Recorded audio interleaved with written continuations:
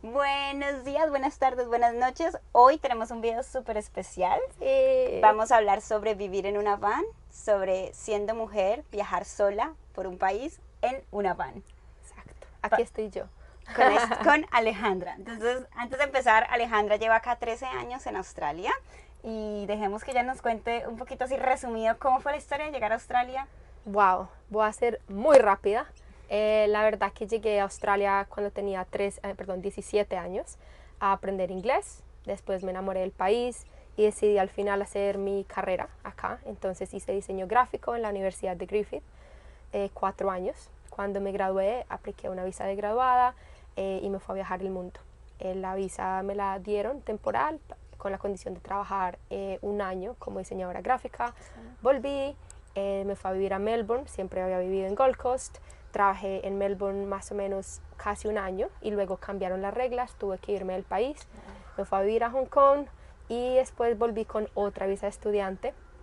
Cuando volví, digamos que una de las únicas formas para quedarme era obteniendo un sponsor como diseñadora gráfica, así que decidí crear mi propia empresa que se llamaba Maverick Studio y empecé a trabajar como diseñadora gráfica, fotógrafa, haciendo también páginas web.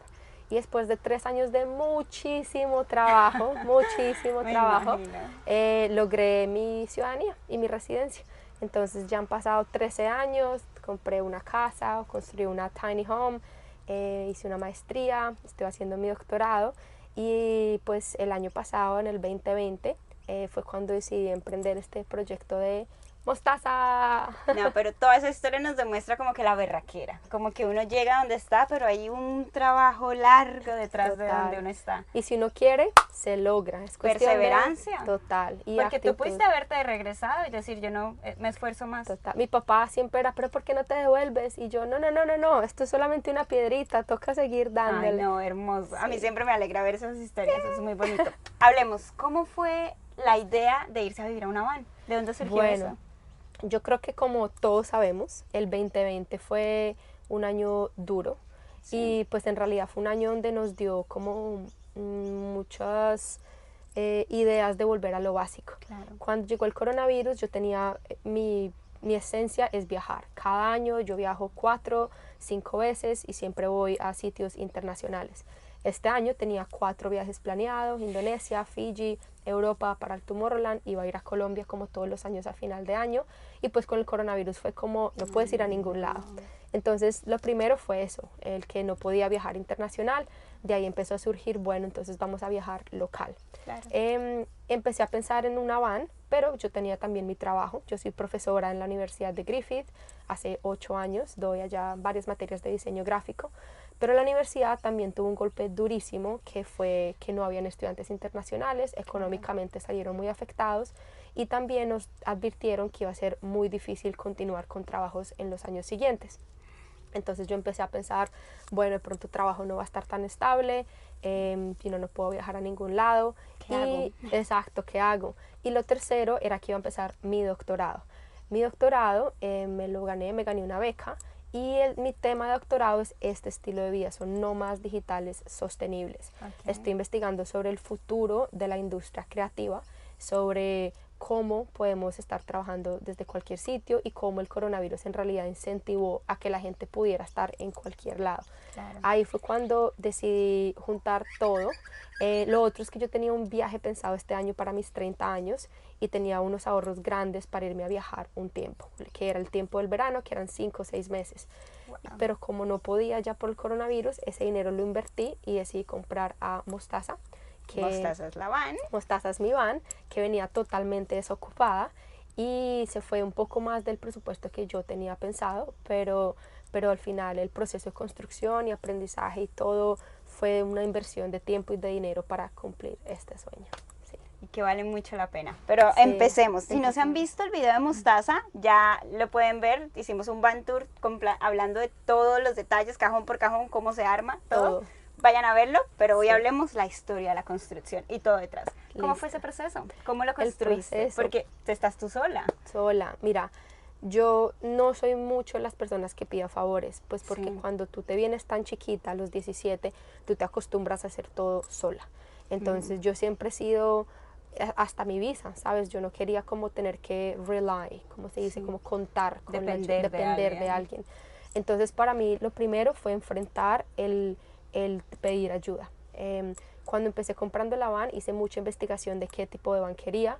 Yo quería asegurarme que podía pararme en ella porque quería una casa. Para mí era esencial sentirme cómoda, que si llovía o que si estaba en un sitio que no me sentía seguro, yo pudiera hacer todo lo que tenía que hacer dentro de la van. Empecé buscando, pero en cuanto a presupuesto, en lo que yo tenía de presupuesto eran vans un poco mucho más viejitas y a mí me da mucho miedo la parte mecánica. Al final encontré esta que me costó $21,000 en Brisbane, es modelo 2013 y tenía solo 130,000 kilómetros. Muy bien. Se salía de mi presupuesto, pero yo dije, voy a darle y bueno, ya después veo qué hago.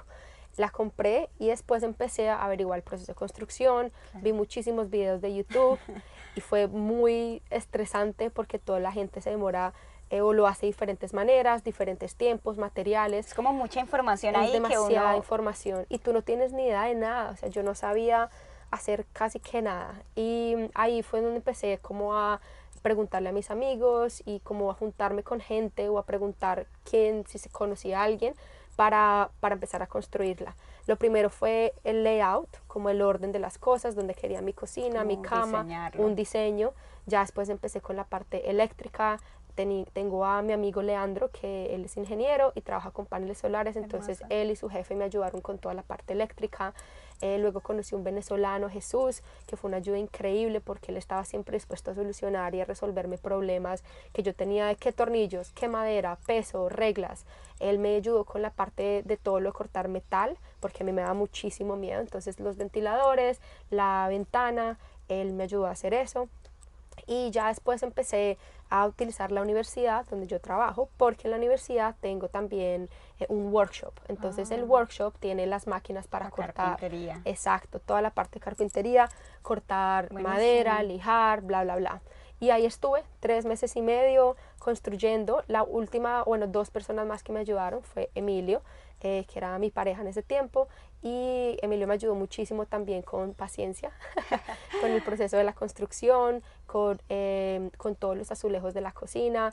En los sábados le metíamos muchísimo también con Santiago. Santiago fue la única persona que yo le pagué constante cada sábado para que lo hiciéramos, porque yo tenía el afán de terminarla para que el wet season no me cayera encima. Porque hay que explicar que, ¿qué es un wet season? Hay que explicar que en Australia uno debe viajar acorde a las estaciones. Total. Uno debe viajar acorde a cómo está el clima aquí, cómo está el clima allá. Exacto. Entonces uno siempre orienta y planea todo el viaje acorde a que no sea tan intenso el clima, literal, que no llueva y que no sea invierno. Entonces yo tenía esa fecha límite del wet season. Claro. Y ya estaba por el límite. Entonces Santiago es el típico señor de todero, ¿sabes? Él sabía de todo un poquito. Buenísimo. Y por más o menos 3 sábados, como 3 o 4 sábados, me ayudó con poner ciertas cosas, construir la cocina. Yo me hubiera arriesgado a hacer muchas más cosas sola, pero yo no quería cometer tantos errores. Cuando tú no sabes sobre el tema, te arriesgas mucho a gastar dinero en materiales. Claro. Y él me daba la tranquilidad con Jesús y en realidad todos en hacer las cosas bien y no cometer tantos errores. Entonces fueron muchas personas las que me ayudaron, que para mí fue una cosa increíble porque me ayudó a que Mostaza fuera tal y cual como me la soñé, de la calidad que yo quería. Claro. Y con todo el amor y los detalles que yo quería. Santiago tuvo mucha paciencia porque, por ejemplo, cuando hicimos yo quería un hueco para poder tener aquí a Mostaza, a Petra. Entonces, cosas que de pronto si tú mandas a hacerla, la gente no va a entender, pero tiene tus detalles y tu amor personal. Esa es Mostaza. Y algo bonito es que cuando uno se lanza a este estilo de vida, por ejemplo, tú desde la construcción, tú ya empiezas a ver que tú no estás sola, porque uno cree que uno va a estar solo. Total. En nuestro caso, uno en el camino conoce tantas personas y uno nunca está solo al final. No, eso es algo que la gente pregunta mucho, hasta viajando, ¿sabes? Sí. Yo siempre he viajado sola, más o menos el 80% de mis viajes han sido sola, pero yo le digo a la gente que uno nunca está solo, tú siempre conoces gente en el camino y también uno sale un poco de su zona de confort para conocer otras personas, ¿sí me entiendes? Y hablarle a extraños y hacer otras conexiones que obviamente no lo harías si no te saldrías de esa cajita en la que estamos. Sí. Bueno, y en resumidas cuentas, ¿cuánto costó todo? Mostaza me costó $35.000, de los cuales 21 fue la van solita y la construcción en sí fue como 14, más o menos 15, pero yo diría que de esos 14, 15 construcción necesarios pudieron haber sido unos $12.000. Okay. El resto fueron cosas no necesarias, que fueron gustos míos, como una luz, o un proyector, o unos azulejos de mármol, cosas que en realidad tú no necesitas para la van, pero yo quería tener un hogar que me hiciera sentir feliz, y estos detalles como diseñadora sabía que me iban a dar demasiada felicidad. Entonces al final decidí invertirle en todo lo que yo quería. Y yo sé que al final, hoy en día, si quisiera vender la van, la vendería por muchísimo más. Claro, entonces es una inversión, exacto, es una inversión a corto plazo, la cual la usaré por un año, un poco más, y después la venderé. Claro. Y ya. Bueno, hablando de costos, plata y todo el cuento, ¿cómo haces dinero? No siempre se pregunta, ¿cómo esa vieja hace para viajar por allá? Exacto. ¿De dónde sale la plata? Han habido varias cositas. La primera es que, como te contaba, con mi doctorado me gané una beca.